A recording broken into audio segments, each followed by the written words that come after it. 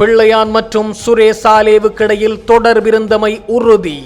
பல வருடங்களின் பின் வாக்குமூலம் வழங்கிய கருணா அம்மான். வெளியான அதிர்ச்சி தகவல்கள். முன்னாள் அமைச்சர் விஜயதாச ராஜபக்சவின் வீட்டில் இடம்பெற்ற மிக பெரும் ஒப்பந்தம். ஹரக்கட்டாவின் மனைவிக்கு வழங்கப்பட்ட 200 லட்சம் ரூபாய்கள் தொடர்பில் விசாரணைகள் ஆரம்பம். சுரேசாலேவின் தொலைபேசி மற்றும் மடிக்கணனியின் கடவுச்சீட்டுக்களை வழங்க முடியாது, அடித்து கூறும் கம்மன் பெல. பாதாள உலக குழுக்களுடன் தொடர்பில் இருந்த 200 காவல்துறை அதிகாரிகள் விசாரணைகளை தீவிரப்படுத்திய குற்றத்தடுப்பு விசாரணை பிரிவு.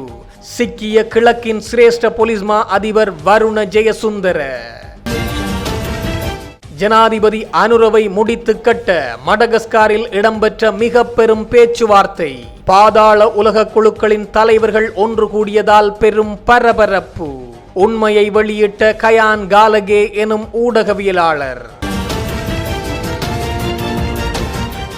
ஜனாதிபதியை இலக்கு வைத்து ஏதேனும் ஒரு தீர்மானத்தை எடுப்பதற்காக பாதாள உலக தலைவர்கள் சிலர் மடகஸ்காரில் ரகசிய பேச்சுவார்த்தை ஒன்றை நடத்தியுள்ளதாக தகவல் வெளியாகியுள்ளது. ஊடகவியலாளர் கயான் காலகே இதனை தெரிவித்துள்ளதாக தென்னிலங்கை ஊடகங்கள் செய்தி வெளியிட்டுள்ளது. நாடு முழுவதும் முன்னெடுக்கப்பட்டு வரும் கடுமையான பாதாள உலக மற்றும் போதைப் பொருள் ஒழிப்பு நடவடிக்கைகளுக்கு மத்தியில் இந்த நடவடிக்கை எடுக்கப்பட்டுள்ளதாக அவர் சுட்டிக்காட்டியுள்ளார். இது தொடர்பில் மேலும் தெரிவித்த அவர், தற்போதைய அரசாங்கத்தினால் போதைப் பொருள் கடத்தல் வலையமைப்பு மற்றும் ஒழுங்கமைக்கப்பட்ட குற்றவாளிகளை ஒடுக்குவதற்கு எடுக்கப்பட்டுள்ள கடுமையான நடவடிக்கைகள் காரணமாக தங்களது சட்டவிரோத வலையமைப்பு முழுமையாக முடங்கும் அபாயம் ஏற்பட்டுள்ளது. எங்களது புலனாய்வுகளின்படி போதைப் பொருள் ஒழிப்பு நடவடிக்கைகளுக்கு எதிராக இந்த பாதாள உலக குழுக்கள் ஒரு குறிப்பிட்ட இடத்தில் ஒன்று கூடி ஜனாதிபதி தொடர்பாக ஏதேனும் ஒரு முடிவை எடுக்க பேச்சுவார்த்தை நடத்தியுள்ளார்கள் என்று அவர் தெரிவித்துள்ளார். குறிப்பாக மடகஸ்காரில் இவ்வாறானதொரு கலந்துரையாடல் நடந்துள்ளதாகவும் தகவல் கிடைத்துள்ளன. இது வெறும் போதைப் பொருள் கடத்தல் தொடர்பானது மட்டுமல்ல, ஒட்டுமொத்த குற்றவியல் வலையமைப்பு வீழ்ச்சியடைந்ததால் ஏற்பட்டுள்ள ஒரு பின்னணியாகும். இந்த சூழ்நிலையை கருத்தில் கொண்டு உளவுத்துறையினர் வழங்கிய விவரங்களின் அடிப்படையில் ஜனாதிபதியின் பாதுகாப்பை உச்சத்திற்கு உயர்த்துவதற்கு பாதுகாப்பு படையினர் நடவடிக்கை எடுத்துள்ளனர் எனவும் அவர் சுட்டிக்காட்டியுள்ளார். உயிர்த்த ஞாயிறு தாக்குதல் தொடர்பான விசாரணைகளின் போது முன்னாள் அமைச்சர் விநாயகமூர்த்தி முரளிதரன் எனப்படும் கருணா அம்மான் குற்றப்புலனாய்வு திணைக்களத்தில் வாக்குமூலம் ஒன்றை வழங்கியுள்ளதாக செய்திகள் வெளியாகியுள்ளது. இந்த விசாரணையின் போது பிள்ளையான் தரப்பினருக்கும் அரச புலனாய்வு சேவையின் முன்னாள் பிரதானி சுரேசாலேவுக்கும் இடையிலான தொடர்புகள் தொடர்பிலும் தகவல் வெளியாகியுள்ளது. மேலும் கிழக்கு மாகாணத்தில் அவர்கள் இணைந்து மேற்கொண்ட செயற்பாடுகள் குறித்த பல முக்கிய தகவல்கள் வெளியாகியுள்ளதென பத்திரிகை ஒன்றில் தெரிவிக்கப்பட்டுள்ளது. பிள்ளையான் தரப்பினருக்கு தங்குமிட வசதிகளை பெற்றுக் கொடுப்பதில் சுரேசாலேவின் அறிமுகப்படுத்தப்பட்ட நபர்கள் உதவிகளை வழங்கியதாக கருணா சுட்டிக்காட்டியுள்ளார். இதற்கான நிதி உதவிகள் மற்றும் வசதிகளும் அவர்களாலேயே மேற்கொள்ளப்பட்டதாகவும் கருணா ஆதாரங்களுடன் வெளிப்படுத்தியுள்ளதாக குற்றப்புலனாய்வு திணைக்கள வட்டாரங்கள் தெரிவித்துள்ளது. கருணா மற்றும் பிள்ளையான் ஆகிய இருவரும் முன்னாள் ஜனாதிபதி மஹிந்த ராஜபக்சவுக்கு ஆதரவு வழங்கி வந்துள்ளனர். ஆனால் அவர்கள் இருவருக்கும் இடையில் நீண்ட காலமாக மோதல் போக்கு நிலவி வருவதாக சுட்டிக்காட்டப்பட்டுள்ளது. இந்த நிலையில் பிள்ளையான் தரப்பினரால் பொலனறுவை வெலிகந்தை பகுதியில் நடத்தப்பட்ட சித்திரவதை முகாம் குறித்தும் குற்றப்புலனாய்வு திணைக்களம் பலரிடம் வாக்குமூலங்களை பெற்றுள்ளது. மேலும் கொழும்பு நகருக்குள் அவர்களின் செயற்பாடுகளுக்கு உதவிய நபர்கள் குறித்த விரிவான விசாரணைகளும் தற்போது ஆரம்பிக்கப்பட்டுள்ளதாக தெரிவிக்கப்பட்டுள்ளது.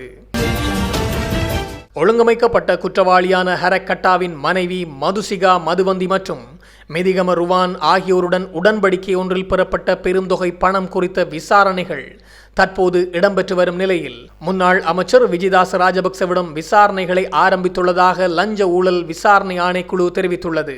கடந்த 2023 முன்னாள் நீதியமைச்சர் விஜயதாச ராஜபக்சவின் மகன் ரஹித ராஜபக்ச சஜித் பிரேமதாசவின் கட்சியான ஐக்கிய மக்கள் சக்தியின் ஹொரணை தொகுதி அமைப்பாளர் சரித அபயசிங்க மற்றும் முன்னாள் சிவில் விமான போக்குவரத்து அதிகார சபையின் இயக்குனர் அருணஸ்ரீ சதுரங்க ஆகியோர் துபாய்க்கு சென்று ஹரக்கட்டாவின் மனைவி மதுசிக மதுவந்தி மற்றும் மிடிகம் ருவான் ஆகியோருடன் ஒப்பந்தத்தை மேற்கொண்டிருந்தனர்.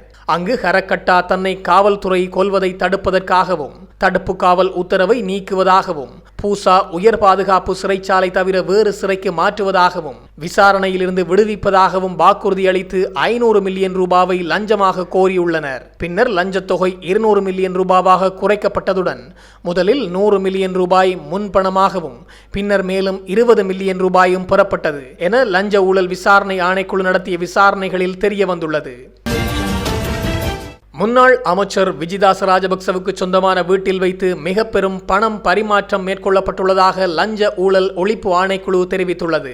ஒழுங்கமைக்கப்பட்ட குற்றவாளியான ஹரக்கட்டா என அறியப்படும் நதுன் சிந்துக்க விக்ரமசிங்கவிற்கு எதிராக சட்ட நடவடிக்கைகளை தளர்த்துவதற்காக இந்த பண பரிமாற்றம் மேற்கொள்ளப்பட்டுள்ளது. ஹரக்கட்டாவின் மனைவியிடமிருந்து பெறப்பட்ட 1200 லட்சம் ரூபாவில் 200 லட்சம் ரூபாவை மீண்டும் அவரிடம் கையளிப்பதற்காக நுகேகொட நாவல விஜயபாகு மாவட்டத்தில் உள்ள விஜயதாச ராஜபக்சவிற்கு சொந்தமான வீட்டில் வைத்து இந்த பரிமாற்றம் நடத்தப்பட்டதாக தெரிவிக்கப்படுகிறது. இந்த விடயத்தை லஞ்ச ஊழல் ஒழிப்பு ஆணைக்குழுவின் உதவி சட்ட பணிப்பாளர் சட்டத்தரணி அனுசுயா சம்பந்த பெரும நீதிமன்றத்தில் தெரிவித்துள்ளார்.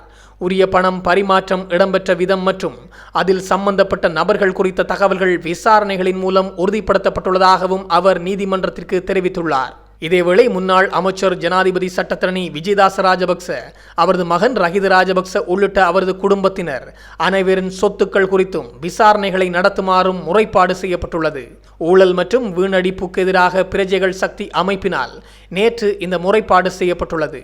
குற்றப்புலனாய்வு திணைக்களத்தின் அதிகாரிகளிடம் இந்த அமைப்பினரால் முறைப்பாடு ஒன்று சமர்ப்பிக்கப்பட்டுள்ளமை குறிப்பிடத்தக்கது. அரச புலனாய்வு சேவையின் முன்னாள் பணிப்பாளர் மேஜர் ஜெனரல் சுரேசாலி தனது கைபேசி மற்றும் மடிக்கணனியின் கடவுச்சொற்களை விசாரணை அதிகாரிகளுக்கு வழங்குமாறு கட்டாயப்படுத்தக்கூடாது என்று பிவித்துருகல உரிமைய கட்சியின் தலைவரும் முன்னாள் நாடாளுமன்ற உறுப்பினருமான உதய கம்மன்வல தெரிவித்துள்ளார். கொழும்பில் நேற்று நடைபெற்ற ஊடகவியலாளர் சந்திப்பில் கலந்து கொண்டு கருத்து தெரிவித்த அவர், சுரேஷ் சாலேவுக்கு நீதிமன்றம் பிறப்பித்த உத்தரவை தாம் மதிப்பதாகவும் அதனுடன் உடன்படவில்லை என்றும் அவரது சட்டத்தரணிகள் குழு இதற்கு எதிராக மேன்முறையீடு செய்யும் எனவும் எதிர்பார்ப்பதாகவும் அவர் தெரிவித்துள்ளார். இலங்கையின் குற்றவியல் நடைமுறை சட்டக்கோவையின்படி தனக்கு எதிராக முன்னெடுக்கப்படும் விசாரணைக்கு உதவுமாறு எந்த ஒரு சந்தேக நபரையும் கட்டாயப்படுத்த முடியாது. சந்தேக நபர் ஒருவர் தனக்கு எதிராக விசாரணைகளுக்கு ஒத்துழைக்க வேண்டிய அவசியமில்லை என்பதுடன் அவர் விரும்பினால் மௌனமாக இருப்பதற்கான முழு உரிமையும் உண்டு என உதய கம்மன்வல சுட்டிக்காட்டியுள்ளார். விசாரணை அதிகாரிகளோ அல்லது அரச பிரதிநிதிகளோ கடவுச்சொற்களை வழங்குமாறு சந்தேக நபர் மீது தேவையற்ற அழுத்தங்களையோ அச்சுறுத்தல்களையோ அல்லது தூண்டுதல்களையோ பிரயோகிக்க கூடாது. அவ்வாறு செய்வது சட்டவிரோதமான செல்வாக்கு செலுத்துகையாக மாறும். தற்போதைய அரச பிரதிநிதிகளின் பொதுவழி கூற்றுக்கள் அத்தகைய அழுத்தங்களை உருவாக்குவதாகவும் முன்னாள் அமைச்சர் உதய கம்மன்வல தெரிவித்துள்ளார். பாதாள உலக குழுக்கள் மற்றும் போதைப் பொருள் கடத்தல்காரர்களிடமிருந்து மாதாந்தம் சம்பளம் பெற்று வந்ததாக தெரிவிக்கப்படும் சுமார் 200 காவல்துறை அதிகாரிகள் தங்களுக்கு கீழ் உள்ளமை குறித்து அரசாங்கத்தின் உளவுத்துறையினர் பரந்த அளவிலான விசாரணைகளை ஆரம்பித்துள்ளதாக தகவல் வெளியாகியுள்ளது. இந்த நிலையில் கடத்தல்காரர்களுடன் தொடர்பை பேணிய சுமார் 10 அதிகாரிகள் இதுவரையில் சேவையிலிருந்து நீக்கப்பட்டுள்ளதாக தெரிவிக்கப்படுகிறது. பொதுமக்கள் பாதுகாப்பு அமைச்சர் ஆனந்த விஜயபால இதனை தெரிவித்துள்ளார். கடத்தல்காரர்களுடன் நெருங்கிய தொடர்புகளை பேணியதாக அடையாளம் காணப்பட்ட மேலும் 6 அதிகாரிகள் தொடர்பான விசேட விசாரணைகள் முன்னெடுக்கப்பட்டு வருவதுடன் அவர்கள் பற்றிய விவரங்கள் கடந்த வாரம் உளவுத்துறையிடம் ஒப்படைக்கப்பட்டுள்ளன. பாதாள உலகம் மற்றும் போதைப் பொருள் கடத்தல்களை ஒடுக்குவதற்கு இவ்வாறான ஊழல்வாதிகளான அதிகாரிகள் பெரும் தடையாக இருக்கின்றனர். ஊழல் அதிகாரிகள் மற்றும் கடத்தல்காரர்களுக்கு இடையிலான இந்த சட்டவிரோத வலையமைப்பை உடைப்பதற்காக கல்பெட்டி உட்பட சில காவல் நிலையங்களில் அனைத்து அதிகாரிகளையும் ஒரே நேரத்தில் இடமாற்றம் செய்ய நடவடிக்கை எடுக்கப்பட்டுள்ளதெனவும் அவர் தெரிவித்துள்ளார்.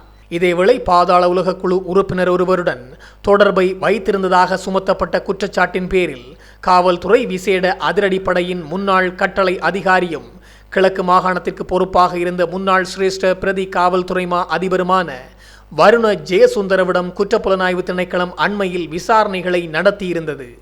அங்கு சுமார் 4 மணித்தியாலங்கள் அவரிடம் வாக்குமூலங்கள் பதிவு செய்யப்பட்டுள்ளது. இவ்வாறே ஏனையவர்களிடமும் விசாரணைகள் நடத்தப்பட்டு வாக்குமூலங்கள் பதிவு செய்யப்பட உள்ளதாக பொதுமக்கள் பாதுகாப்பு அமைச்சர் ஆனந்த விஜயபால சுட்டிக்காட்டியுள்ளார்.